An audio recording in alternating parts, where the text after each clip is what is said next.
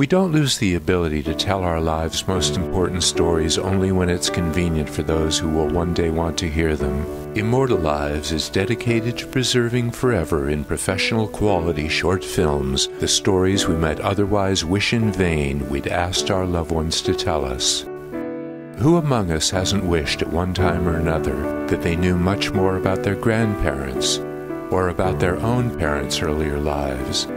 Immortal Lives is all about making such wishes come true. Gus's great-grandchildren know him only as a frail old man of over 90. They have no idea of how handsome and vigorous he once was. In your Immortal Lives film, you'll forever remain who you are today.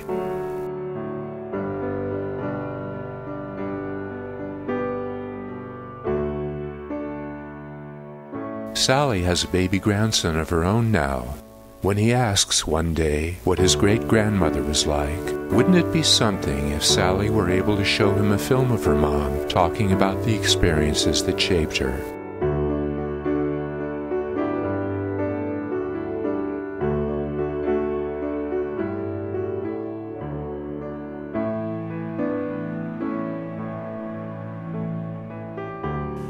In Detroit, I bought what was a famous hippie commune. It was a good thing for me because I had all that space. I always was able to help people when they were in trouble. If somebody was getting evicted, if somebody was moving into town and they needed to find an apartment, they needed a place to stay while they did that, if somebody was running away from some abusive husband or had to hide out, I could always harbor people. While I was living there, I met a young woman who came in with her little baby, and they stayed there for about 5 months. And a year or so later, she contacted me because she was her life was in total turmoil, and she couldn't take care of her child. And she asked me if I would take her little 2-year-old. And that was the only thing in my life that I didn't have. And the only thing in my life that I really, really wanted was to have children. And so I jumped on a plane and I went to Arizona where the child was and brought her back. Her name was Tina. And 3 months later, her mother called and asked me if I would also take the baby, who was Hannah, who was about 1 year old. So I ended up with 2 little girls. Though she was willing to allow me to adopt them, the children's father wasn't, even though he was completely absent when he made a demand that they either come to live with him or I had to give them back to their mother. The really best thing to do would be to let them go back to their mother, and that's what I did. People were very worried about how I would react when they were gone.